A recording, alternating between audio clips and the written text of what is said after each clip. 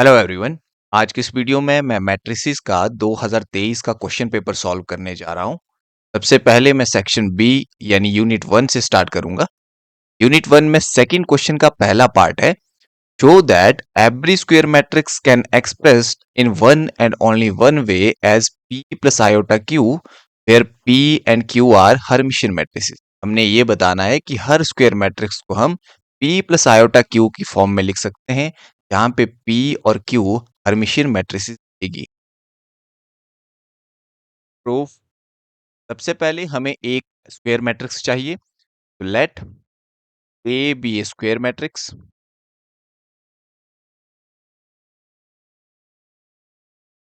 अब हम ए को कैसे लिख सकते हैं?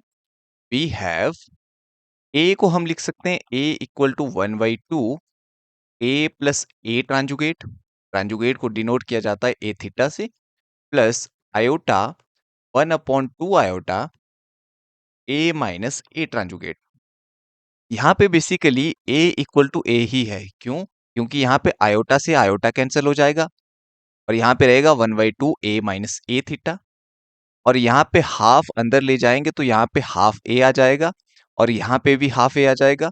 हाफ ए प्लस हाफ ए पूरा ए हो जाएगा और यहाँ पे हाफ अंदर आएगा तो हाफ ए थीटा होगा और यहाँ पे माइनस हाफ ए थीटा होगा, यानी हाफ ए थीटा माइनस हाफ ए थीटा कैंसिल हो जाएगा। तो ये basically A equal to A ही है। अब यहाँ पे जो ये है इसे हम नाम देंगे P और यहाँ पे आयोटा को छोड़कर जो बाकी बचा उसे हम नाम देंगे Q, which is equal to P plus iota Q, फिर P की वैल्यू यहाँ पे हमारी रहेगी 1/2 A प्लस ए थीटा और Q की वैल्यू रहेगी 1/2 iota A minus A theta. अब हमने बताना था कि जो P और Q मैट्रिसेस हैं वो हर्मिशियन मैट्रिसेस होगी। ऐसी मैट्रिक्स हर्मिशियन मैट्रिक्स होती है जिसका ट्रांजुगेट उसी मैट्रिक्स के इक्वल आता है। यानी यहाँ पे P का थीटा करने पे वो P के ही इक्वल आना चाहिए, तब हम कहेंगे कि P हर्मिशियन। इसी तरह से Q भी हर्मिशियन होनी चाहिए तो Q का थीटा भी Q के इक्वल आना चाहिए। P का ट्रांजुगेट फाइंड करेंगे। P theta equal to P की वैल्यू हमारे पास ये थी, P की जगह हम लिखेंगे 1/2 A प्लस ए थीटा और ये वैल्यू P की थी, बाहर हमने ट्रांजुगेट लेना है तो यहाँ पे थीटा आ जाएगा। अब इस थीटा को अंदर ले जाएंगे तो यहाँ पे प्रॉपर्टी लग जाएगी ट्रांजुगेट की। रियल नंबर है बाहर तो इस पे कोई असर नहीं होता है, तो हाफ ऐसे ही आ जाएगा और ये हो जाएगा a प्लस ए थीटा और यहाँ पे थीटा लग जाएगा, which is equal to half. अब ये थीटा जो ट्रांजुगेट है वो अंदर जाएगा पहले a में, यहाँ से मिलेगा a थीटा और आगे a थीटा ऑलरेडी था, इसका भी ट्रांजुगेट हो जाएगा, which is equal to half. यहाँ से मिलेगा ए थीटा प्लस ए ट्रांजुगेट का ट्रांजुगेट ए के ही बराबर होता है। आप यहाँ पे लिख सकते हैं बिकॉज ए ट्रांजुगेट का ट्रांजुगेट ए के इक्वल होता है। ये ट्रांजुगेट की प्रॉपर्टी होती है और इसे हम लिख सकते हैं which is equal to half. पहले हम ए को लिख सकते हैं फिर बाद में ए थीटा और ये बेसिकली पी के ही इक्वल है। यही हमारा पी था।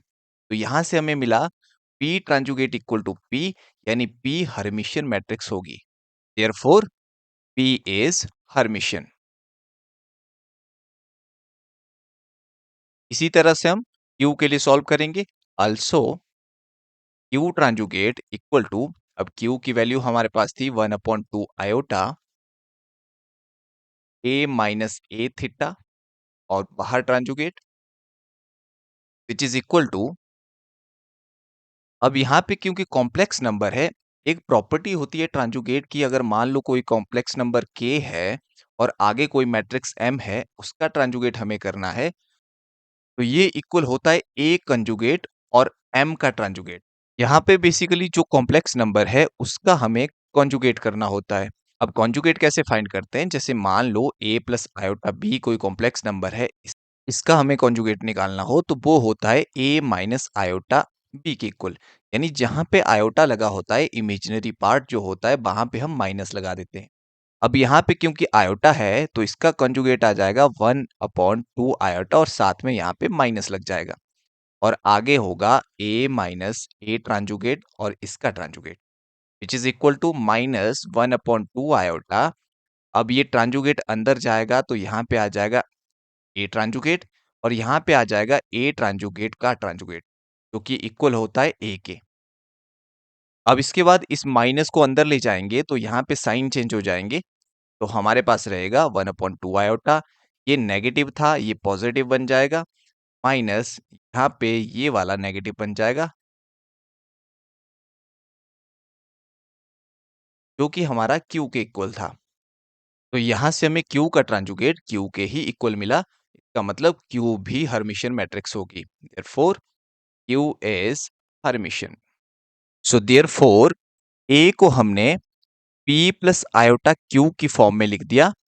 Where p comma Q are Hermitian.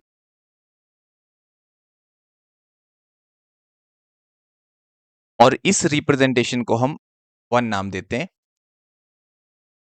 अब क्वेश्चन में लिखा था कि ऐसा हम वन एंड ओनली वन वे में कर सकते हैं, यानी एक ही तरीका होगा कि ऐसे हम ए मैट्रिक्स को लिख पाएं। तो बेसिकली हम इस रिप्रेजेंटेशन को यूनिक बताएंगे। उसके लिए हम क्या करेंगे, now we will prove representation one is unique. इसे हम यूनिक प्रूव करेंगे। और जब भी यूनिक प्रूव करना होता है तो हम क्या करते हैं कि ऐसी एक और रिप्रेजेंटेशन ले लेते हैं, और वो बेसिकली इसी के इक्वल आ जाएगी। तो यहाँ पे हम करेंगे लेट, मान लो कि a को r प्लस आयोटा s की फॉर्म में भी लिखा जा सकता है। Here r comma r Hermitian. अब r और s हर्मिशियन है, देयरफॉर r का ट्रांजुगेट फिर r के इक्वल होगा, क्योंकि हर्मिशियन मैट्रिसेस का ट्रांजुगेट उसी के इक्वल होता है, और s का ट्रांजुगेट फिर s के इक्वल होगा। तो यहाँ पे हम दोनों साइड ट्रांजुगेट ले लेंगे, तो यहाँ से हमें मिलेगा this implies a theta equal to r plus iota s theta. और यहाँ से हमें मिलेगा थीटा जब अंदर जाएगा तो ये हो जाएगा r थीटा, और आगे यहाँ पे जब ट्रांजुगेट जाएगा, आयोटा है कॉम्प्लेक्स नंबर, तो आयोटा का कॉन्जुगेट यानी वार लग जाएगा, और आयोटा का वार होगा माइनस आयोटा के इक्वल, और आगे आ जाएगा एस थीटा। तो यहाँ से हमें मिलेगा आर थीटा इक्वल है आर के, minus iota S theta equal है एस के। इसे हम नाम देंगे इक्वेशन थर्ड का, और इसे देंगे इक्वेशन सेकंड। अब हम क्या करेंगे, सेकंड और थर्ड इक्वेशन को ऐड कर देंगे, 2 + 3 यहाँ पे करेंगे, तो हमें क्या मिलेगा। अब यहाँ पे a था और 3 में यहाँ पे a थीटा है, ऐड करेंगे तो हमारे पास आ जाएगा a plus a theta equal to, अब यहाँ पे माइनस आयोटा एस है, यहाँ पे पॉजिटिव आयोटा एस है, ऐड करेंगे तो ये कैंसिल हो जाएगा, और r प्लस r यहाँ से 2r आ जाएगा। तो यहाँ से बेसिकली हमें मिलेगा इंप्लाइज r इक्वल टू, इस 2 को दूसरी तरफ भेजेंगे, यहाँ से मिलेगा 1/2 a प्लस a थीटा, और ये बेसिकली हमारा p के इक्वल था। इसी तरह से अगर 2 - 3 करेंगे, सेकंड और थर्ड इक्वेशन को सब्ट्रैक्ट करेंगे तो हमें क्या मिलेगा, यहाँ पे a था तो यहाँ से मिल जाएगा a, और आगे a थीटा था तो minus a theta, which is equal to, यहाँ पे r और माइनस r जीरो हो जाएगा, iota s minus minus iota s, minus minus plus हो जाएगा, तो यहाँ से मिलेगा 2 आयोटा s, और यहाँ से हमें s की वैल्यू मिल जाएगी 1/2 आयोटा, ये जो 2 आयोटा दूसरी तरफ जाएगा, और ये हो जाएगा a माइनस a थीटा, और ये हमारा था q। हमने यहाँ पे नई रिप्रेजेंटेशन लेने की कोशिश की, a को r प्लस आयोटा s की फॉर्म में लिखा, लेकिन बेसिकली ये जो r और s थे वो p और q के ही इक्वल आए। इसका मतलब ये हुआ जो रिप्रेजेंटेशन वन होगी वो यूनिक होगी। यही हमने करना था, therefore representation one is unique. और ये हमारा पहला क्वेश्चन था। अब नेक्स्ट चलते हैं। नेक्स्ट क्वेश्चन है, using elementary transformation find the inverse of the matrix this. हमारे पास एक मैट्रिक्स दी है और हमें बोला गया है कि यूजिंग एलिमेंट्री ट्रांसफॉर्मेशन हमने इसका इनवर्स फाइंड करना है। तो इसे कैसे हम सॉल्व करेंगे, सॉल्यूशन, सबसे पहले हम मैट्रिक्स को नाम देंगे, so let A equal to 1 to 1, 203, 2 minus 3 और साथ में 2। इनवर्स कैसे फाइंड करेंगे? सबसे पहले हम यहाँ पे लिखेंगे we have A equal to identity into A। इसी मैट्रिक्स को अगर आइडेंटिटी मैट्रिक्स के साथ मल्टीप्लाई करते हैं तो हमें वही मैट्रिक्स मिलती है। यहाँ पे A इक्वल टू A ही है बेसिकली। अब यहाँ पे A की जगह पे इसकी वैल्यू लिख देते हैं, तो यहाँ से हमें मिलेगा 121, 203, 2 माइनस 3 2 और इक्वल टू आइडेंटिटी की जगह थर्ड ऑर्डर की आइडेंटिटी मैट्रिक्स 1 0 0 0 1 0 0 0 1 और साथ में A। हम करना क्या चाह रहे हैं? बेसिकली यहाँ पे A इक्वल टू आई ए लिया हमने। हम यहाँ पे A की जगह पे आइडेंटिटी मैट्रिक्स बनाने की कोशिश करेंगे। अगर यहाँ पे आइडेंटिटी बन जाती है, यहाँ पे कोई मैट्रिक्स B आ जाएगी ऑपरेशन लगाने के बाद और यहाँ पे A ही रहेगा। और हम जानते हैं कि जब हम किसी मैट्रिक्स को उसके इन्वर्स के साथ मल्टीप्लाई करते हैं तभी हमें आइडेंटिटी मैट्रिक्स मिलती है। तो यहाँ पे आइडेंटिटी मिली, इसका मतलब यहाँ पे जो ये B है वो A का फिर इन्वर्स होगा। इस प्रोसेस को हम फॉलो करें। अब क्योंकि लेफ्ट साइड पे हमें आइडेंटिटी मैट्रिक्स बनानी है तो यहाँ पे सबसे पहले ये वाला एलिमेंट यहाँ पे 1 होना चाहिए। अभी तो ऑलरेडी 1 दे रखा है, अगर 1 नहीं होगा तो यहाँ पे हम 1 बनाएंगे। तो पहला स्टेप हमारा ये रहेगा कि यहाँ पे 1 हमने बनाना है और दूसरा स्टेप रहेगा इस 1 की हेल्प से नीचे वाले दोनों एलिमेंट को 0 करना है। पहला स्टेप तो ऑलरेडी यहाँ पे एग्जिस्ट कर रहा है, तो इसीलिए हम दूसरा स्टेप फॉलो करेंगे, यानी नीचे वाले दोनों एलिमेंट को 0 करेंगे। तो उसके लिए ऑपरेशन लगाएंगे यहाँ पे। R2 में ऑपरेशन लगेगी, R2 का एलिमेंट है R2 माइनस, अब क्योंकि ऊपर 1 है तो ऑपरेशन सिंपल लगती है, यहाँ पे 2 है तो 2R1 और R3 में ऑपरेशन लगेगी R3 माइनस, यहाँ पे भी 2 है तो यहाँ पे भी 2R1। तो यहाँ पे ये ऑपरेशन यूज करेंगे तो हमें यहाँ से क्या मिलेगा? दिस इंप्लाइज, यहाँ पे फर्स्ट रो में कोई ऑपरेशन नहीं थी, first row as it is आ जाएगी 1 to 1। नीचे वाले दो एलिमेंट 0 हो गए। अब यहाँ पे 0 है, ऑपरेशन थी R2 माइनस 2R1, R2 की जगह पे 0 है माइनस, आगे ऑपरेशन है 2 टाइम और R1 और इसके कॉरस्पॉन्डिंग R1 में यहाँ पे 2 है तो ये आ जाएगा 2। तो यहाँ से हमें मिलेगा -4, तो यहाँ पे आया -4। इसके बाद आगे यहाँ पे 3 है R2 की जगह पे तो 3 आ जाएगा और आगे -2 टाइम R1 की जगह पे यहाँ पे 1 है तो 1 आ जाएगा। 3 - 2 यहाँ से हमें 1 मिलेगा। और नीचे अगर बात करें R3 में, यहाँ पे -3 है, R3 में ऑपरेशन थी R3 तो -3 -2 टाइम R1 और इसके कॉरस्पॉन्डिंग R1 में यहाँ पे 2 है तो ये -3 -4 यानी -7 हो जाएगा। आगे यहाँ पे 2 है R3 में तो R3 की जगह हमने यहाँ पे 2 रख दिया, माइनस आगे 2 टाइम और इसके कॉरस्पॉन्डिंग R1 में यहाँ पे 1 है, 2 - 2 यहाँ से हमें 0 मिलेगा। अब आगे चलते हैं। फर्स्ट रो में कोई ऑपरेशन नहीं थी तो यहाँ पे 1 0 0 रहेगा सेम और बाहर हमारा A रहेगा। अब एक बात आप ये भी ध्यान रख सकते हैं कि हमने यहाँ पे हेल्प ली है R1 की, यहाँ भी हमने हेल्प ली है R1 की। रो 1 की हेल्प ले रहे हैं, रो 1 हमारी ये वाली थी। रो 1 में जहां 0 होता है, जैसे यहाँ और यहाँ पे 0 है तो इसके कॉरस्पॉन्डिंग एलिमेंट चेंज नहीं होते हैं, तो नीचे हमारा 1 0 0 1 ही आएगा।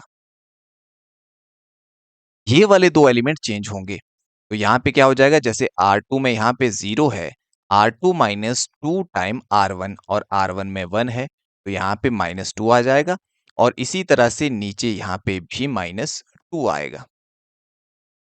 इसके बाद अगला टास्क ये है कि यहाँ पे -4 की जगह पे हम 1 बनाएंगे और उस 1 की हेल्प से हम इन दोनों एलिमेंट को 0 करेंगे। अब 1 बनाने के बहुत सारे तरीके हो सकते हैं। हो सकता है हम यहाँ पे इसे मल्टीप्लाई कर दें, R2 को मल्टीप्लाई कर दें -1/4 या बेसिकली ये बोल दें कि -4 से इस रो को डिवाइड कर दें तो यहाँ पे 1 बन जाएगा। लेकिन उस केस में क्या होता है कि यहाँ पे आगे फिर -1/4 आ जाएगा, डिवाइड वाले नंबर आ जाएंगे, फ्रैक्शन हमें मिलेगा। फ्रैक्शन सॉल्व करना फिर थोड़ा सा टफ हो जाता है। लेकिन अगर आप वैसे करना चाहते हैं, -4 से इसे डिवाइड करना चाहते हैं तो वैसे भी कर सकते हैं।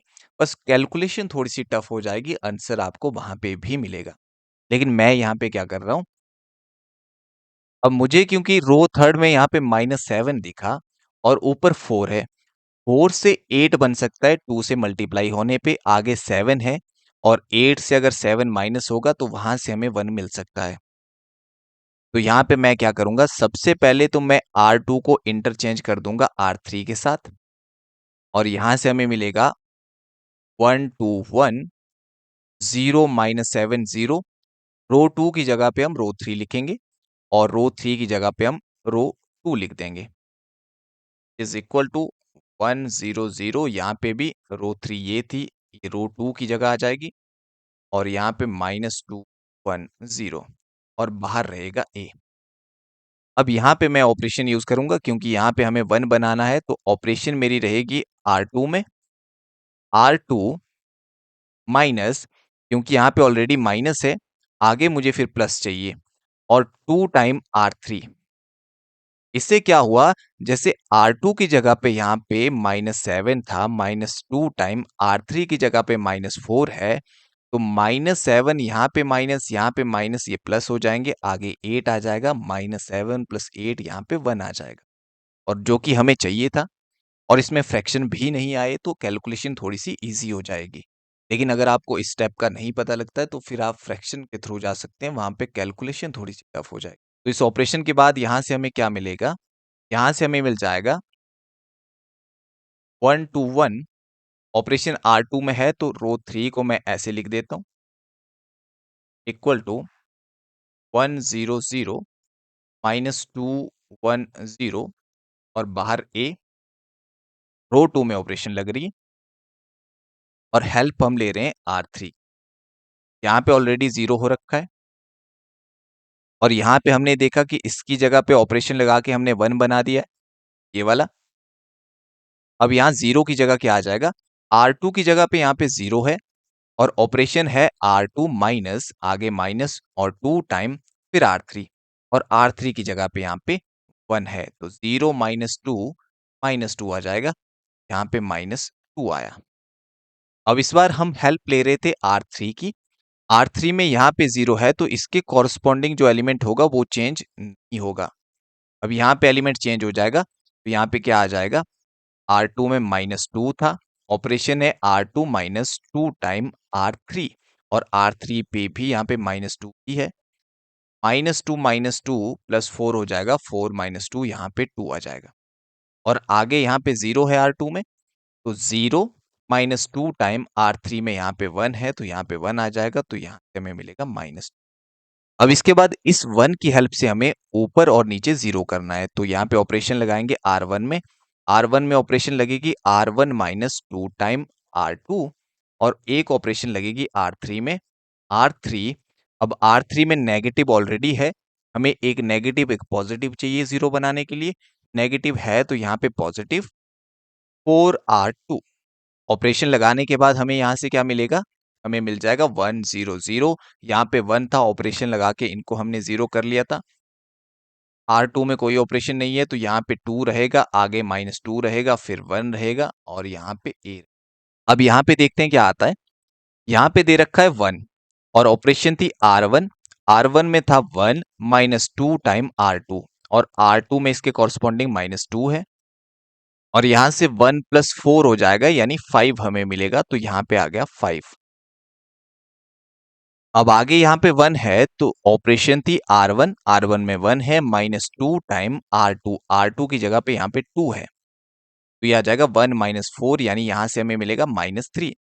आगे यहाँ पे 0 है तो R1 की जगह 0 -2 टाइम और R2 की जगह -2 है, तो यहाँ से हमें मिलेगा +4।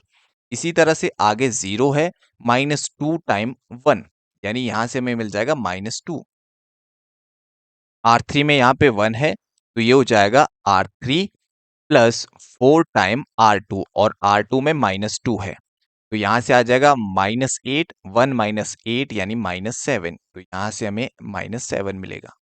आगे यहाँ पे दे रखा है -2, तो रो 3 में -2 दिया है, ऑपरेशन है R3 + 4 टाइम और R2। R2 में यहाँ पे 2 है तो यहाँ से 2 आ जाएगा, 4 2 ज़ार 8 -2 यानी यहाँ से हमें 6 मिलेगा। और इसके बाद आगे 1 है तो यहाँ पे R3 की जगह 1 है +4 टाइम और R2 की जगह पे यहाँ पे -2 है तो यहाँ से -2 आ जाएगा। 1 - 8 यानी -7 यहाँ से मिलेगा और इसके बाद आगे यहाँ पे 0 है तो ये हो जाएगा 0 + 4 टाइम और R2 की जगह पे 1 है तो यहाँ से हमें 4 मिल जाएगा। अब इसके बाद हम यहाँ पे -7 की जगह पे 1 बनाएंगे और उसकी हेल्प से ऊपर वाले दोनों एलिमेंट को 0 करेंगे। -7 को 1 कैसे बनाना है तो यहाँ पे R3 में ऑपरेशन लगेगी क्योंकि -7 रो थर्ड में है और इसे हम मल्टीप्लाई कर देंगे रो थर्ड को -1/7 R3। -1/7 से मल्टीप्लाई करेंगे तो यहाँ पे हमारे पास 1 आ जाएगा। माइनस से माइनस कैंसल और 7 से 1/7 कैंसल और साथ में 7 और 7 भी कैंसिल हो जाएगा तो यहाँ से हमें मिलेगा 1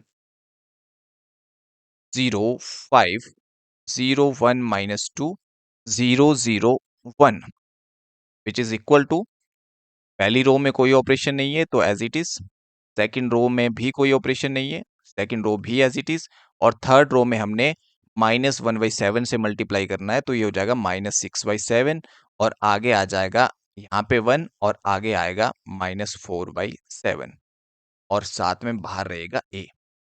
अब इस 1 की हेल्प से ऊपर 0 करना है तो यहाँ पे R1 में ऑपरेशन लगेगी R1 - 5 टाइम R3 और R2 में ऑपरेशन लगेगी R2 क्योंकि यहाँ पे ऑलरेडी माइनस है तो एक प्लस लग जाएगा और 2 टाइम R3 और इसकी हेल्प से ऑपरेशन की हेल्प से यहाँ पे आ जाएगा 1 0 0 0 1 0 और 0 0 1 और आगे हमें मिलेगा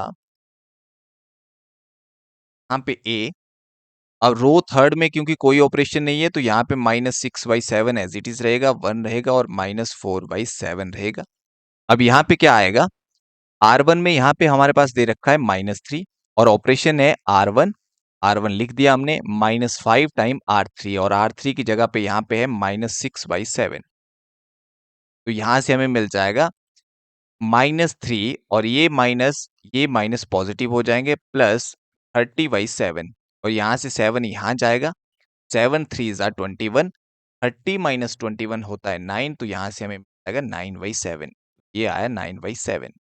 इसके बाद आगे यहाँ पे 4 दे रखा है तो हमारे पास R1 में 4 दिया है, ऑपरेशन थी R1 - 5 टाइम R3 और R3 में यहाँ पे 1 है तो 4 - 5 यहाँ से -1 हमें मिलेगा। आगे हमारे पास -2 है तो यहाँ से -2 आएगा -5 टाइम और रो थर्ड में यहाँ पे -4/7 दे रखा है -4/7 माइनस माइनस आगे प्लस हो जाएगा तो -2 प्लस 20/7 यहाँ से मिलेगा। 7 जब यहाँ मल्टीप्लाई करेगा 7 2 ज़ा 14 यानी -14 आएगा। 20 - 14 इज 6/7 तो यहाँ से हमें 6/7 मिलेगा।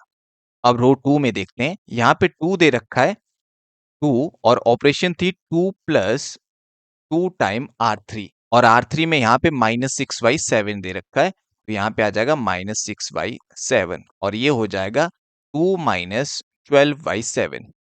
7 यहाँ मल्टीप्लाई करेगा 7 2 ज़ा 14 -12 यानी 2/7 यहाँ पे आ जाएगा तो यहाँ से हमें मिला 2/7। अब आगे यहाँ पे -2 है तो ऑपरेशन लगेगी -2 R2 में -2 था प्लस यहाँ पे 2 टाइम है तो 2 टाइम और R3 की जगह पे यहाँ पे 1 दे रखा है आगे 1 -2 + 2 यहाँ से 0 हो जाएगा तो यहाँ पे हमें 0 मिले और आगे हमारे पास 1 था तो यहाँ पे आ जाएगा 1 + 2 टाइम R3 और R3 की जगह -4/7 है और यहाँ से हमें मिल जाएगा 1 - 8/7 7 आगे मल्टीप्लाई कर जाएगा तो 7 - 8/7 यानी -1/7 यहाँ से हमें मिलेगा तो यहाँ पे आ जाएगा -1/7। अब यहाँ पे आइडेंटिटी मैट्रिक्स बन चुकी है तो ये हमारा इन्वर्स होगा, देयरफॉर A इन्वर्स यहाँ से हमें क्या मिल गया 9/7 -1 6/7 2/7 0 -1/7 -6/7 1 -4/7 ये हमारा A inverse. Next question is reduce the matrix to the normal form and hence determine its rank और मैट्रिक्स हमारे पास ये दी है। हमने इस मैट्रिक्स को नॉर्मल फॉर्म में रिड्यूस करना है और उसके बाद इस मैट्रिक्स का रैंक फाइंड करना है। तो इसे सॉल्व करते हैं। सॉल्यूशन, सबसे पहले हम इस मैट्रिक्स को नाम देंगे, लेट A इक्वल टू 1 2 0 -1, और सेकंड रो हमारे पास थी T4 1 2, और थर्ड रो है -2 3 2 5। नॉर्मल फॉर्म में रो ऑपरेशन और कॉलम ऑपरेशन दोनों लगती है। तीन तरह की नॉर्मल फॉर्म हमारे पास होती है। सबसे पहली नॉर्मल फॉर्म में हमें यहाँ पे आर ऑर्डर की आइडेंटिटी मैट्रिक्स मिलेगी, उसके साथ आगे जीरो मैट्रिक्स होगी, यहाँ भी जीरो मैट्रिक्स होगी और यहाँ भी जीरो मैट्रिक्स होगी। एक ये नॉर्मल फॉर्म होती है, और दूसरी नॉर्मल फॉर्म होती है हमें यहाँ पे आर ऑर्डर की आइडेंटिटी मैट्रिक्स मिलती है और साथ में जीरो मैट्रिक्स मिलती है। और एक नॉर्मल फॉर्म होती है, यहाँ पे आर ऑर्डर की आइडेंटिटी मैट्रिक्स मिलेगी और यहाँ पे जीरो मैट्रिक्स मिलेगी। ये तीन नॉर्मल फॉर्म होती है। अब क्योंकि नॉर्मल फॉर्म में या तो आइडेंटिटी मैट्रिक्स बन रही है या फिर जीरो मैट्रिक्स बन रही है, इसका मतलब नॉर्मल फॉर्म में जो एंट्रीज होगी वो या तो जीरो हो सकती है या तो वन हो सकती है। अब प्रोसेस क्या है, सबसे पहले यहाँ पे जो ये पहला एलिमेंट है इसे आपने वन करना। इस क्वेश्चन में तो ऑलरेडी वन दे रखा है, अगर वन नहीं होगा तो आपने ऑपरेशन लगा के, आप चाहें तो कॉलम के साथ इंटरचेंज कर सकते हैं या फिर रो के साथ इंटरचेंज कर सकते हैं, या फिर डिवाइड करके भी यहाँ पे वन बना सकते हैं। यहाँ पे ऑलरेडी वन है, तो पहला स्टेप था यहाँ पे वन बनाना। दूसरा स्टेप है इस वन की हेल्प से नीचे वाले दोनों एलिमेंट को जीरो करना। तो हम यहाँ पे ऑपरेशन लगाएंगे, R2 में ऑपरेशन लग जाएगी R2 माइनस 3R1, क्योंकि यहाँ पे 3 है, और R3 में ऑपरेशन लग जाएगी R3, क्योंकि यहाँ पे नेगेटिव है, जीरो बनाने के लिए एक माइनस और एक पॉजिटिव, जीरो बनाने के लिए एक नेगेटिव और एक पॉजिटिव होना चाहिए, नेगेटिव है तो आगे फिर प्लस लगेगा, और 2 टाइम R1 यहाँ पे होगा, और यहाँ से हमें मैट्रिक्स मिलेगी। यहाँ पे हम सिंबल यूज करेंगे ये वाला, इसे कहते हैं इक्विवेलेंट टू, यानी आगे जो मैट्रिक्स मिल रही है वो इस ए मैट्रिक्स के इक्विवेलेंट होगी। और इक्विवेलेंट मैट्रिक्स में रैंक चेंज नहीं होता है, जो आगे वाली मैट्रिक्स का रैंक होगा वही ए का रैंक होगा। अब फर्स्ट रो में कोई ऑपरेशन नहीं थी तो यहाँ पे 1 2 0 -1 आएगा, और यहाँ पे हमने 0 0 कर दिया है। यहाँ पे 4 था और R2 में ऑपरेशन है R2 माइनस 3R1, तो 4 यहाँ पे है तो R2 माइनस 3, और R1 की जगह पे 2 है तो यहाँ से मिलेगा 4 माइनस 6 यानी -2। और इसके बाद आगे यहाँ पे 1 है, ये हो जाएगा R2 में 1 है माइनस 3 टाइम R1, R1 की जगह पे 0 है तो 1 माइनस 0, यहाँ से हमें 1 ही मिलेगा। आगे यहाँ पे 2 है तो ये आ जाएगा R2 की जगह पे 2 है माइनस 3 टाइम R1, और R1 की जगह पे -1 है, तो माइनस यहाँ पे भी है यहाँ पे भी है तो ये प्लस हो जाएगा, 2 + 3 यहाँ पे 5 आ जाएगा। और उसके बाद R3 में यहाँ पे 3 है, और R3 में ऑपरेशन है R3 + 2R1।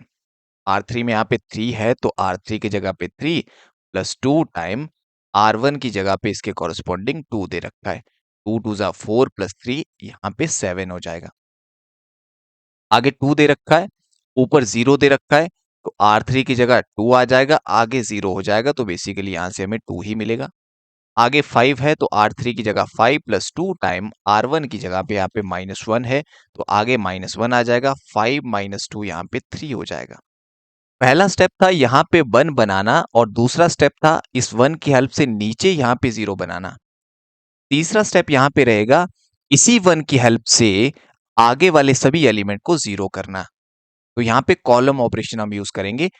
पहले कॉलम सेकंड में ऑपरेशन होगी C2 माइनस, यहाँ पे क्योंकि 2 है तो 2C1, आगे ऑलरेडी 0 है थर्ड कॉलम में, फोर्थ में 0 करना है तो C4 में ऑपरेशन लगेगी, C4 यहाँ पे एक नेगेटिव ऑलरेडी है तो आगे प्लस करना पड़ेगा, और 1 है तो C4 + C1 डायरेक्टली हो जाएगा। और जब आप ये कॉलम वाली ऑपरेशन यूज करोगे तो यहाँ पे क्या होगा, ये तो 1 0 0 ऑलरेडी हुआ है, आगे वाले एलिमेंट हमने ऑपरेशन लगा के 0 कर दिए, बाकी एलिमेंट्स पे इसका कोई फर्क नहीं पड़ता है। क्यों? क्योंकि हम यहाँ पे हेल्प ले रहे हैं C1 की, और C1 में यहाँ पे 0 0 है तो आगे वाले एलिमेंट चेंज नहीं, जिसकी हम हेल्प ले रहे होते हैं जहाँ पे 0 होता है उसके कॉरस्पॉन्डिंग एलिमेंट चेंज नहीं।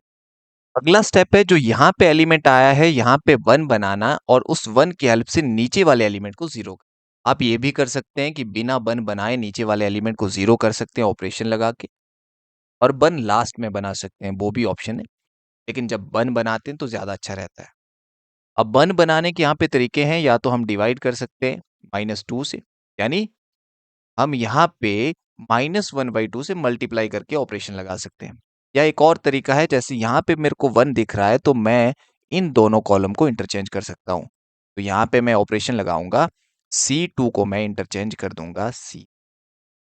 तो यहाँ से हमें मिल जाएगा 1 0 0 0 0 0। अब यहाँ पे C3 आ जाएगा, तो यहाँ पे 1 था, यहाँ पे 2, और C2 E की जगह पे चला। अब यहाँ पे 1 आ गया है, तो 1 की हेल्प से नीचे वाले एलिमेंट को हमने 0 करना है, तो ऑपरेशन लग जाएगी रो थर्ड में, और ऑपरेशन होगी R3 माइनस 2R2, और इसकी हेल्प से हमें क्या मिल जाएगा? फर्स्ट रो में कोई ऑपरेशन नहीं है, first row same, second row में कोई ऑपरेशन नहीं है, second row same, third row में ऑपरेशन लग जाएगी, ये तो ऑलरेडी 0 हो रखा है। यहाँ पे हमने 0 कर दिया ऑपरेशन लगा के, ये 0 हो जाएगा। यहाँ पे 7 है, R3 में 7 है, -2 टाइम R2 में यहाँ पे -2 है, तो आगे -2 आ जाएगा। तो ये 7 + 4 हो जाएगा, तो यहाँ पे 11 आएगा। और इसके बाद यहाँ पे 3 है, तो ये 3 -2 टाइम R2, और R2 की जगह पे यहाँ पे 5 है, तो ये 3 - 10 यानी -7 हो जाएगा। तो यहाँ पे -7 हमें मिला।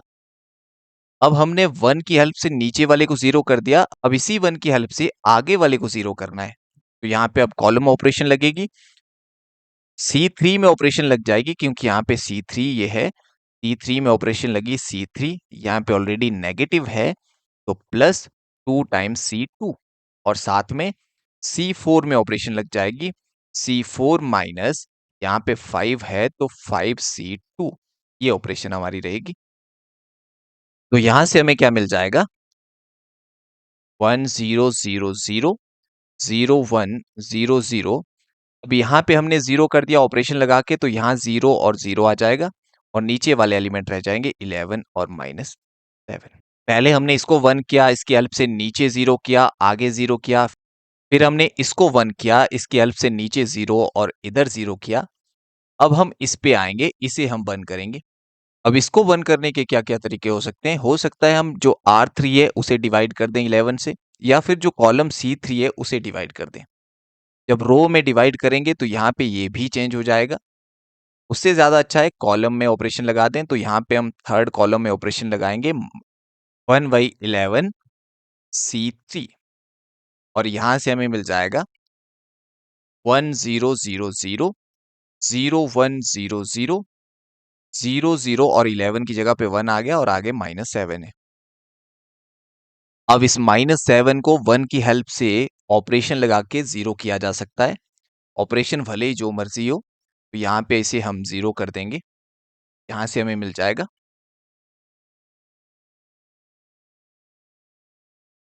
और यहाँ पे आगे 0 0 1, और ये भी 0 हो जाएगा। अगर आप ऑपरेशन भी लिखना चाहते हैं तो यहाँ पे ऑपरेशन लगेगी, C4 में ऑपरेशन लगाएंगे, इसे 0 करना है, तो C4 यहाँ पे ऑलरेडी नेगेटिव है, तो प्लस करना पड़ेगा 7C। अब ये जो मैट्रिक्स है, ये हमारी किस फॉर्म की आ गई? Which is of the form, ये हमारी आइडेंटिटी मैट्रिक्स थर्ड ऑर्डर की, और साथ में जीरो मैट्रिक्स। अगर यहाँ पे मैं आपको दिखाऊं, तो ये वाली मैट्रिक्स आइडेंटिटी मैट्रिक्स बन गई 3x3 की, और आगे वाली जीरो मैट्रिक्स बन गई। तो ये इस फॉर्म की आई, और ये हमारी नॉर्मल फॉर्म होती है। के बाद आपने क्या लिखना है? Which is required normal form, therefore rank of A, यहाँ से रैंक को डिनोट किया जाता है रो से। रैंक हमें कितना मिलेगा? जो यहाँ पे आर की वैल्यू होती है, इस ऑर्डर की हमें आइडेंटिटी मैट्रिक्स मिलती है, वो इस मैट्रिक्स का रैंक होता है। यहाँ से हमें रैंक मिल जाएगा, और ये हमारा solution. Next question is find the value of K such that the system of equations have non zero solution. हमारे पास एक सिस्टम ऑफ इक्वेशन दिया है, और उसका नॉन जीरो सॉल्यूशन एग्जिस्ट करता है, और हमने k की वैल्यू फाइंड करनी। ये जो सिस्टम दिया है ये होमोजीनियस सिस्टम है, Ax इक्वल टू 0 टाइप का। जब राइट साइड में यहाँ पे 0 मैट्रिक्स होती है तो इसे होमोजीनियस सिस्टम कहते हैं। अगर नॉन जीरो मैट्रिक्स हो तो उसे नॉन होमोजीनियस सिस्टम कहते हैं। होमोजीनियस सिस्टम में एक सॉल्यूशन हमेशा एग्जिस्ट करता है और वो होता है जीरो सॉल्यूशन, ये वाला 0 0 0। यानी एक्स वाई और जेड की जगह आप 0 0 0 रखेंगे तो 0 इक्वल टू 0 मिलेगा और ये इसका सॉल्यूशन ही। इसका मतलब ये हुआ कम से कम एक सॉल्यूशन हमें होमोजीनियस सिस्टम का मिलता है, यानी इस केस में नो सॉल्यूशन नहीं होगा कभी भी। दो ही सॉल्यूशन हो सकते हैं, या तो हमें यूनिक सॉल्यूशन मिल सकता है, यूनिक सॉल्यूशन, या फिर हमें इनफाइनाइट सॉल्यूशन मिलेंगे। यानी एक से ज्यादा जब भी मिले तो उस केस में फिर हमें इनफाइनाइट सॉल्यूशन, और यूनिक सॉल्यूशन के केस में ये सॉल्यूशन रहता है और इसे हम कहते हैं जीरो सॉल्यूशन। इसका मतलब ये हुआ यूनिक सॉल्यूशन बोलो चाहे जीरो सॉल्यूशन बोलो एक ही बात है, और उस केस में सॉल्यूशन ये रहेगा। या फिर इसको ट्रिवियल सॉल्यूशन भी कहा जाता है। Trivial solution, unique solution, zero solution, trivial solution एक ही बात होती है। अगर जीरो सॉल्यूशन के अलावा कोई नॉन जीरो सॉल्यूशन मिले तो उस केस में फिर हमें इनफाइनाइट सॉल्यूशन मिलते हैं। जैसे ही हमें एक नॉन जीरो सॉल्यूशन मिल जाता है तो उसके जितने भी लीनियर कॉम्बिनेशन होंगे वो भी सॉल्यूशन बनते हैं। जैसे अगर मान लो हमें एक सॉल्यूशन मिल गया 2 1 3, अब अगर इस सॉल्यूशन को मैं 2 से मल्टीप्लाई कर दूं तो यहां से 4 2 6 आ जाएगा, वो भी फिर सॉल्यूशन बन जाएगा। 3 से मल्टीप्लाई कर दूं वो भी सॉल्यूशन मिल जाएगा। तो इसीलिए जब एक सॉल्यूशन मिलता है तो हमें इनफाइनाइट सॉल्यूशन मिल जाते हैं। यानी नॉन जीरो सॉल्यूशन जब होगा तो उस केस में इनफाइनाइट सॉल्यूशन होते हैं। तो infinite solution, non zero solution एक ही मतलब होता है, या फिर इसे नॉन ट्रिवियल सॉल्यूशन भी कहते हैं। यहां पे जैसे नॉन जीरो सॉल्यूशन एग्जिस्ट कर रहा है तो इस नॉन जीरो की जगह पे अगर नॉन ट्रिवियल लिखा होगा तब भी एक ही बात है, इनफाइनाइट लिखा होगा तब भी एक ही बात है। अब यूनिक सॉल्यूशन कब एग्जिस्ट करता है? अगर ए का डिटर्मिनेंट नॉन जीरो हो। और इनफाइनाइट कब एग्जिस्ट करता है? अगर ए का डिटर्मिनेंट जीरो हो। इस केस में नॉन जीरो सॉल्यूशन हमें मिल रहा है, यानी इनफाइनाइट सॉल्यूशन मिल रहे हैं, तो इस केस में ए डिटर्मिनेंट जीरो रहेगा और वहां से हमें इस के की वैल्यू मिलेगी। तो अब इस क्वेश्चन को सॉल्व करते हैं। Solution, given system of equation is, one system of equation is, system हमारे पास दे रखा है x plus k y plus 3z equal to 0, 4x plus 3y plus k z equal to 0, और लास्ट इक्वेशन है 2x plus y plus 2z equal to 0। इसके बाद हम क्या लिखते हैं? System can be written as,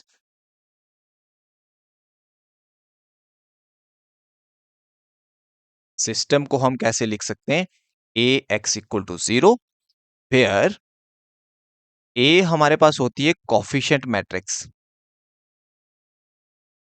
x का coefficient यहाँ पे 1 है, वाई का कॉफिशिएंट के है, जेड का कॉफिशिएंट 3 है, तो यहाँ से 3 मिलेगा, और नेक्स्ट रो में 4 3 और के मिल जाएगा, और लास्ट रो में 2 1 और 2 मिल जाएगा।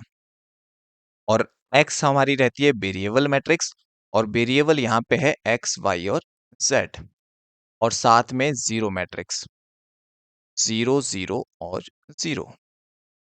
अब इसके बाद हम लिखेंगे as system has non zero solution, क्योंकि सिस्टम का नॉन जीरो सॉल्यूशन एग्जिस्ट कर रहा है, देयरफॉर ए डिटर्मिनेंट हमारे पास जीरो होना चाहिए। यहाँ पे नॉन जीरो लिखा हो, नॉन ट्रिवियल लिखा हो या इनफाइनाइट लिखा हो एक ही बात है। तो यहां से हमें मिल जाएगा दिस इंप्लाइज ए का डिटर्मिनेंट 1 के 3 4 3 और साथ में के 2 1 और 2 इक्वल टू 0। अब इसे सॉल्व करते हैं। दिस इम्प्लाइज यहाँ पे 1 है, 1 की रो और कॉलम हाइड कर देंगे तो हमारे पास अंदर रह जाएगा 3k 1 और 2। आगे वाला नेगेटिव आता है, अगर फर्स्ट रो से इसे एक्सपेंड करें तो आगे k है तो k आ जाएगा। k की रो और कॉलम हाइड कर देंगे तो यहाँ पे रह जाएगा 4 ये वाला, और साथ में k, नीचे 2, इधर भी 2, और आगे आएगा प्लस, यहाँ पे 3 है। अब 3 की रो और कॉलम हाइड कर देंगे तो यहाँ से मिल जाएगा 4 3 2 और 1, 4 3 2 और 1 इक्वल टू 0, और यहाँ से हमें मिल जाएगा 1, 2 मल्टीप्लाई करेगा 3 के साथ, 3 2 जा 6 माइनस k, और आगे माइनस k, यहाँ पे 2 मल्टीप्लाई कर देगा, 4 2 जा 8 माइनस 2 मल्टीप्लाई करेगा k के साथ तो यहाँ पे 2k आ जाएगा, प्लस 3, यहाँ पे मल्टीप्लाई होके 4 आ जाएगा, माइनस 6 इक्वल टू 0, और यहाँ से हमें मिलेगा 6 माइनस k, माइनस k अंदर जाएगा तो यहाँ से आ जाएगा 8k, माइनस माइनस यहाँ पे प्लस हो जाएगा, और यहाँ पे आ जाएगा 2k स्क्वेयर, प्लस यहाँ पे रहेगा 3 और अंदर आएगा -2 इक्वल टू 0, और यहाँ से हमें मिल जाएगा 2k स्क्वेयर माइनस के माइनस 8k हो जाएगा -9k, और यहाँ से हमें मिल रहा है -6, -6 प्लस 6 कैंसिल हो जाएगा तो यहाँ से हमारे पास 0 आ जाएगा। दिस इम्प्लाइज अब यहाँ पे k कॉमन आ जाएगा और अंदर रह जाएगा 2k minus 9 equal to 0।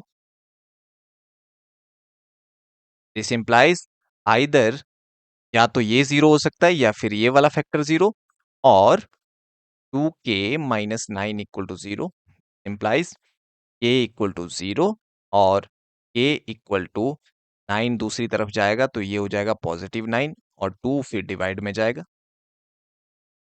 k की हमें दो वैल्यू यहाँ से मिली, k या तो 0 हो सकता है या फिर k 9/2 हो सकता है, और जब k 0 या 9/2 होगा तो हमारे पास नॉन जीरो सॉल्यूशन एग्जिस्ट करेगा। नॉन जीरो का मतलब इनफाइनाइट सॉल्यूशन हमारे एग्जिस्ट करेंगे। अब नेक्स्ट करते हैं यूनिट 2। यूनिट 2 में सबसे पहले हम फोर्थ का बी पार्ट करेंगे। फोर्थ का बी पार्ट हमारे पास है डायगोनलाइज द मैट्रिक्स, और मैट्रिक्स हमारे पास दे रखी है ये वाली 2 1 2 3। हमें इस मैट्रिक्स को डायगोनलाइज करना है, तो इसे कैसे सॉल्व करते हैं? सॉल्यूशन, लेट हम मैट्रिक्स को नाम देंगे मैट्रिक्स ए, और मैट्रिक्स हमारे पास थी 2 1 2 3। के बाद हम क्या करते हैं, इसके कॉरस्पॉन्डिंग जो आइडेंटिटी मैट्रिक्स होती है वो हम लिखेंगे। 2 क्रॉस 2 की मैट्रिक्स है तो यहाँ पे आइडेंटिटी मैट्रिक्स हमें क्या मिलेगी? 1 0 0 1। देयरफॉर इसके बाद हम फाइंड करते हैं a माइनस लैम्डा आई।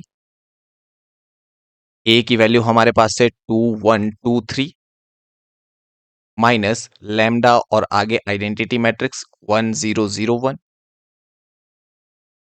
और यहां से हमें मिलेगा 2 1 2 3, लैम्डा अंदर जाएगा तो यहाँ पे डायगोनल में लैम्डा लैम्डा आ जाएगा, और इसके बाद हमें यहां से मिल जाएगा 2 माइनस लैम्डा, 2 और इसके कॉरस्पॉन्डिंग आगे लैम्डा है तो 2 माइनस लैम्डा, यहाँ पे 1 है आगे 0 है तो 1 माइनस 0, यहाँ पे 2 आ जाएगा और यहाँ पे 3 माइनस लैम्डा आ जाएगा। अब इसके बाद हम इसकी कैरेक्टरिस्टिक इक्वेशन लिखेंगे। Therefore characteristic equation is, characteristic equation होती है a माइनस लैम्डा आई का डिटर्मिनेंट इक्वल टू 0, और वहां से हम लैम्डा की वैल्यू फाइंड करते हैं, और लैम्डा की वैल्यू आइगन वैल्यूज होती है इस मैट्रिक्स के लिए। तो यहां से हमें मिलेगा this implies determinant of 2 minus lambda, इसकी वैल्यू हमारे पास ये वाली थी, यहाँ पे 1, यहाँ 2 और यहाँ पे 3 minus lambda equal to 0। This implies यहाँ पे ये यहाँ मल्टीप्लाई कर जाएगा तो हमें मिलेगा 2 minus lambda 3 minus lambda -2 equal to 0, और यहाँ से हमें मिल जाएगा 2 और 3 आपस में मल्टीप्लाई करेंगे 6 आएगा, आगे जब ये 2 माइनस लैम्डा के साथ मल्टीप्लाई करेगा -2 लैम्डा आएगा, और यहाँ से हमें आगे मिल जाएगा -3 lambda plus lambda square -2 equal to 0। और इसके बाद हमें यहाँ से मिलेगा यहाँ पे lambda square highest power -2 lambda -3 lambda -5 lambda हो जाएगा और 6 - 2 + 4 हो जाएगा इक्वल टू 0। और यहाँ से हमें लैम्डा की वैल्यू मिल जाएगी लैम्डा इक्वल टू, आप किसी भी मेथड से इसे सॉल्व कर सकते हो, डिस्क्रिमिनेंट मेथड या फैक्टराइजेशन मेथड। यहाँ पे मैं डिस्क्रिमिनेंट मेथड यूज कर रहा हूँ जिसका फॉर्मूला रहता है -b + -√b² -4ac upon 2a। तो यहाँ से हमें मिल जाएगा b की वैल्यू -5 है तो यहाँ पे 5 आ जाएगा, plus minus under root b² अंदर होता है तो -5 का स्क्वायर 25 हो जाएगा। 4 into a into C, 4 into A हमारे पास 1 है लैम्डा स्क्वायर का कोफिशिएंट और c की वैल्यू 4 है तो यहाँ पे 4 इंटू 1 इंटू 4 ये 16 हो जाएगा अपॉन 2 इंटू ए की वैल्यू 1 है। और यहाँ से हमें मिल जाएगा 5 प्लस माइनस 25 में से 16 माइनस होते हैं तो 9 आता है, 9 का अंडर रूट 3 डिवाइडेड बाई 2। और यहाँ से मिलेगा एक बार 5 + 3/2 और एक बार 5 - 3/2। 5 + 3 होता है 8, 8 डिवाइडेड बाई 2 4 और 5 - 3 2, 2 डिवाइडेड बाई 2 1। तो यहाँ से हमें देयरफॉर लैम्डा की वैल्यू मिल गई 4, -1 और ये हमारी आइगन वैल्यूज रहेगी।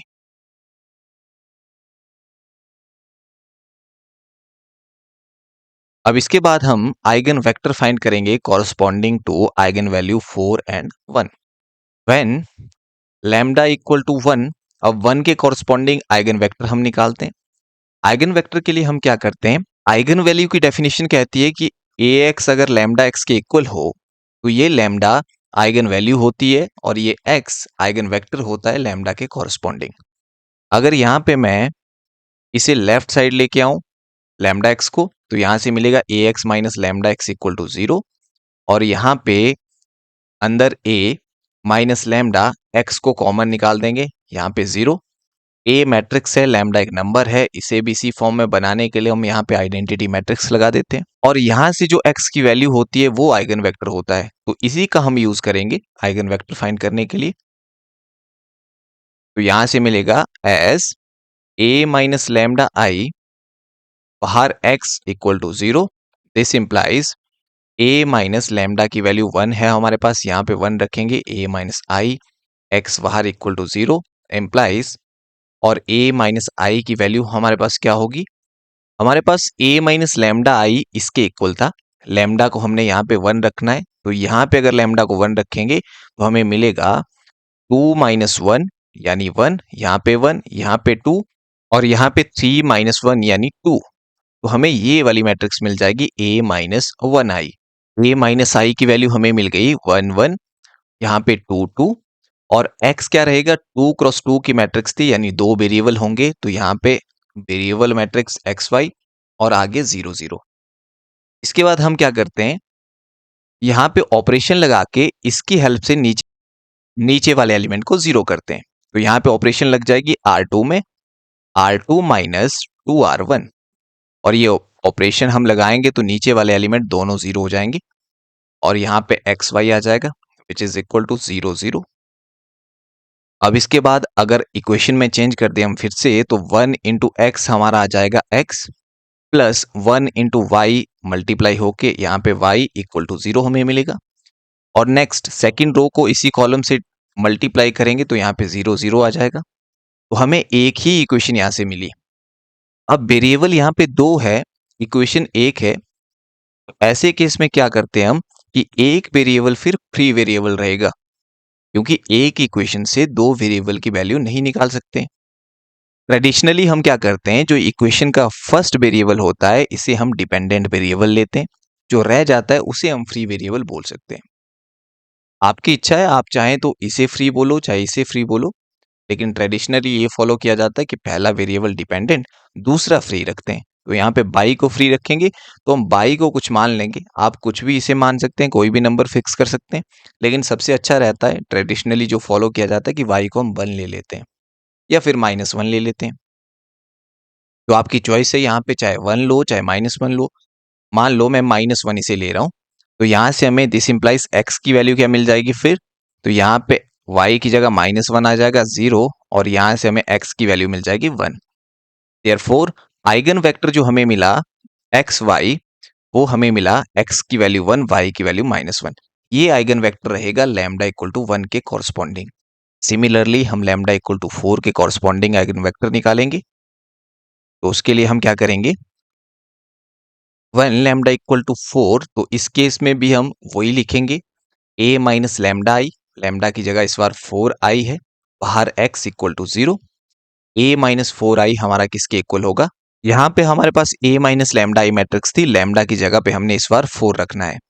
तो अगर लैम्डा की जगह पे 4 रखेंगे तो यहाँ पे 4 रखा, 2 माइनस 4 -2 आ जाएगा, आगे 1, यहाँ पे 2 है और यहाँ पे अगर 4 रखेंगे तो 3 माइनस 4 -1 आ जाएगा। तो हमें मैट्रिक्स मिलेगी -2 1 2 और -1। तो यहाँ से हमें मिला -2 1 2 -1 और आगे x की वैल्यू वही xy और आगे 0 0। अब ऑपरेशन लगाएंगे तो नीचे वाले एलिमेंट को 0 करना है इसकी हेल्प से, तो ऑपरेशन लग जाएगी R2 में, R2 को सीधा सीधा R1 के साथ ऐड कर देंगे, तो यहाँ से हमें मिल जाएगा -2 1, ये 0 हो जाएगा, आगे वाला भी 0 हो जाएगा और यहाँ पे हमें मिलेगा xy which is equal to 0 0। अब इसे इक्वेशन में अगर चेंज करेंगे तो यहाँ से हमें क्या मिलेगा, this implies -2x plus y equal to 0। -2 यानी फर्स्ट रो को इस कॉलम के साथ मल्टीप्लाई करेंगे तो यहाँ पे -2x के साथ आएगा प्लस 1y के साथ आएगा, तो ये मिलेगा। नेक्स्ट 0 0 है, वहां से हमें 0 0 ही मिलेगा।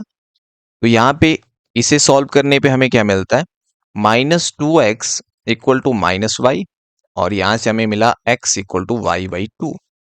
इस बार भी हमें एक ही इक्वेशन मिली, यानी एक वेरिएबल फ्री रहेगा तो हम y को फ्री मान लेते हैं, तो y को कुछ हम मानेंगे, लेकिन y को ऐसा कुछ मानना चाहिए जिसकी वजह से जो आपके x और y की वैल्यूज आए वो फ्रैक्शन में ना आए। जैसे अगर यहाँ पे 1y को लें तो x की वैल्यू 1/2 आ जाएगी, फ्रैक्शन में आ जाएगी। फ्रैक्शन को हटाने के लिए आप कुछ और ले सकते हैं, आप यहाँ पे y को 2 ले सकते हैं, 4 ले सकते हैं, 6 ले सकते हैं, आपकी इच्छा है। तो यहाँ पे सबसे जो सिंपलेस्ट लग रहा है y को 2 ले लेते हैं, तो यहाँ से फिर x की वैल्यू मिल जाएगी 1। सो देयरफॉर यहाँ पे जो x y हमारा वेक्टर था वो क्या बन जाएगा, x की वैल्यू हमारी आ गई 1, y की वैल्यू हमारी 2। ये हमारा आइगन वेक्टर रहेगा। अब इसके बाद डायगोनल फॉर्म बनाने के लिए हम क्या करते हैं, हम यहाँ पे एक मैट्रिक्स P बनाते हैं। P मैट्रिक्स कैसे बनेगी, जो पहला आइगन वेक्टर था हमारा, पहला आइगन वेक्टर 1 और -1 था, उसे फर्स्ट कॉलम में लिखेंगे। सेकंड आइगन वेक्टर 1 और 2 था, इसे सेकंड कॉलम में लिखेंगे। इसके बाद हम इसका इन्वर्स फाइंड करते हैं। इन्वर्स फाइंड करने के लिए हम क्या करते हैं, कोफैक्टर निकालते हैं। तो यहाँ पे कोफैक्टर्स ऑफ P, कोफैक्टर क्या रहते हैं, A11 A12 और साथ में A21 और A22। अब A11 में यहाँ पे क्या होता है, एक तो लगता है -1 की पावर, जो सफिक्स होते हैं जैसे 1 + 1 है तो यहाँ पे ये आ जाता है, -1 की इवन पावर 2 पावर आ जाएगी तो वो 1 बनेगा, तो यहाँ पे पॉजिटिव साइन आएगा। तो यहाँ पे क्योंकि 1 + 2 ऑड बन रहा है तो उस केस में -1 की पावर 3 हो जाएगा जो कि -1 के इक्वल होगा, तो यहाँ पे माइनस आता है। इसी तरह यहाँ पे भी 2 + 1 ऑड आ रहा है तो ऑड के केस में एक नेगेटिव लगता है। यहाँ पे इवन हो रहा है 2 + 2, तो यहाँ पे पॉजिटिव आएगा। अब बाकी यहाँ पे A11 निकाल रहे हैं तो A11 ये वाली पोजीशन होती है। अब इसकी रो और कॉलम अगर हाइड करेंगे तो यहाँ से हमें 2 मिलेगा, तो यहाँ पे 2 आ जाएगा।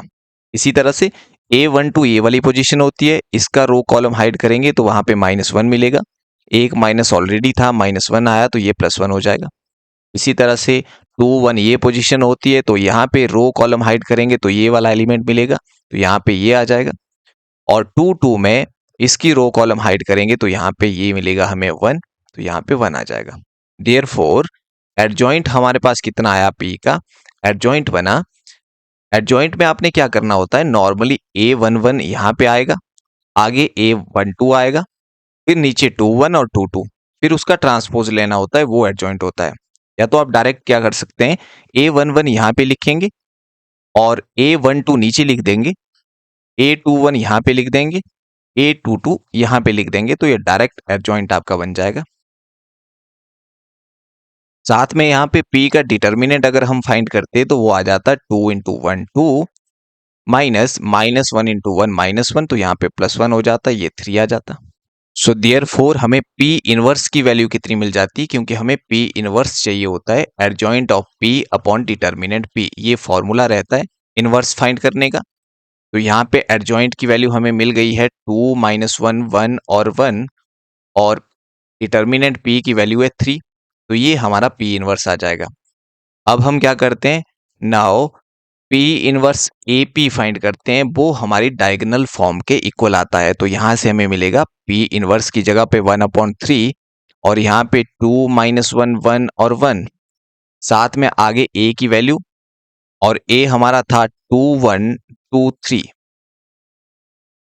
और साथ में हम P लिखेंगे, और P हमारा था 1 -1 1 2, तो यहाँ पे आ जाएगा हमारा 1 -1 1 2। इसको आपने मल्टीप्लाई नहीं करना है, आपने डायरेक्टली क्या लिखना है, जैसे ये वाला जो आइगन वेक्टर था 1 -1, ये हमारा 1 के कॉरस्पॉन्डिंग था। 1 के कॉरस्पॉन्डिंग था तो आपने यहाँ पे पहले आइगन वैल्यू 1 रख देनी है। ये वाला आइगन वेक्टर 4 के कॉरस्पॉन्डिंग था तो यहाँ पे डायगोनल में 4 रख देना है। बाकी ये वाले एलिमेंट 0 कर देने, ये इसके इक्वल आ जाएगा, और जो कि हमारी रिक्वायर्ड डायगोनल फॉर्म बनेगी, और यही हमारा सॉल्यूशन रहेगा इस क्वेश्चन के लिए।